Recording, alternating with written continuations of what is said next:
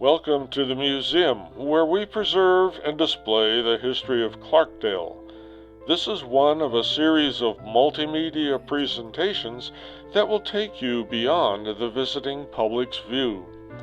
When you have left this presentation, please visit our website to learn more. Once there, you will have the opportunity to support our mission by becoming a member of the Clarkdale Historical Society and Museum. Please enjoy this presentation.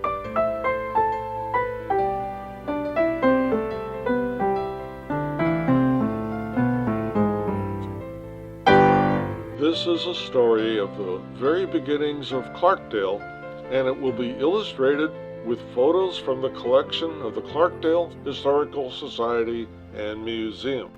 The year was 1910, and copper magnate William Andrews Clark was still enjoying profits from his United Verde Copper Company smelter and mine in Jerome. But he was looking to make some improvements. Parts of the mine had been suffering underground fires for many years, caused by the combustion of highly flammable particles of sulfur dust created in the mining process. If the Jerome smelter were removed, it would allow the mine to be converted to an open pit, enabling crews to finally extinguish the fires, as well as providing access to additional copper ore located below the smelter. Clark also had concerns about the town of Jerome itself.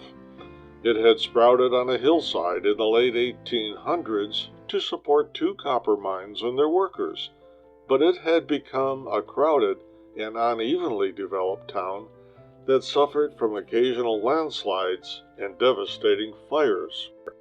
Clark began a search for a location and possible town site in 1910.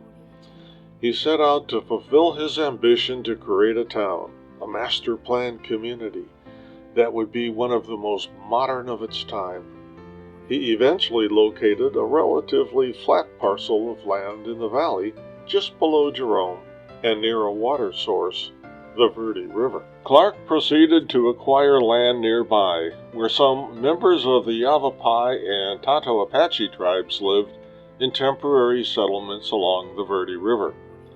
The tribes had originally lived in the Verde Valley long before the appearance of white settlers, but they were forcibly removed from the area in 1875 by the U.S. government. When small numbers of tribe members returned in about 1900, they had few resources and no property rights.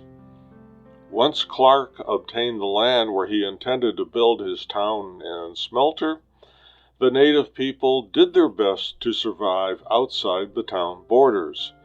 Some of the men would eventually work in the smelter, and the children would attend what was known as an all-Indian school in the town. Clark and his advisors began by inspecting the farms and ranches along the east bank of the Verde River, which were already established.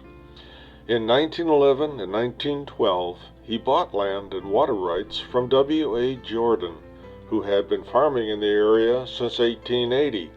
Jordan would remain on the land and continue to supply produce to Jerome, Clarkdale, and other Verde Valley towns until the environmental conditions deteriorated due to smelter operations. By 1913, Clark's United Verde Copper Company controlled 1,200 acres of land, which included the town site on the west bank of the Verde River and the farmland on the east bank. Clark intended to create a company town that would be unmatched anywhere in the world. Unlike the fire-prone wooden buildings of Jerome, the new town would have homes built from bricks using a good source of clay on the banks of the Verde River. The new town would have plenty of room for neatly arranged houses, open park space, and a centralized business district. Clark's plan for his community clearly followed the principles of the City Beautiful movement, conceived at the turn of the 20th century. This concept held the belief that beauty, order, and a well-planned and well-constructed town created an environment which influenced human thought and behavior in a positive way. Elements of a city beautiful included open spaces, parks, up-to-date facilities, neat, clean dwellings with aesthetically pleasing streets and sidewalks with streetlights. Clark hoped this town would attract a more reliable and consistent worker than other transient mining towns. The master plan for the community not only encompassed the smelter and the residential areas, but the full range of infrastructure to supply all the needs of Clark's smelter employees. Work started on the business district in 1914, and it slowly progressed to fill the downtown block of Main Street in Clarkdale. One of the first businesses was the T.F. Miller Mercantile Store, owned and operated by the brother-in-law of William Clark.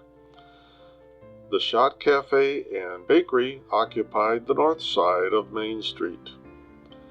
Clarkdale residents could easily reach downtown by foot, by horse, or by that novelty known as the automobile. Those wishing to travel to other cities could use the newly built Santa Fe train station, which served trains using the new railroad that Clark had built through the Verde River Canyon to connect to established rail lines in the Prescott area.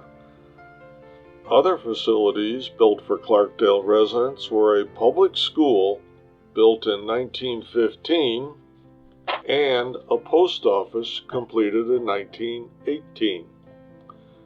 At the same time, further west on Main Street, a beautiful town park was started in 1915. Although the town was designed specifically to support the copper smelter, it was a fairly nice place for the workers to live. Compared to other rural towns, Clarkdale was full of brand new houses and businesses made exceptionally modern with plumbing and electricity fully installed. After almost 2 decades and $1 million of William Andrew Clark's money, his master plan of an orderly and productive mining town was fulfilled. Thus, Clarkdale was born.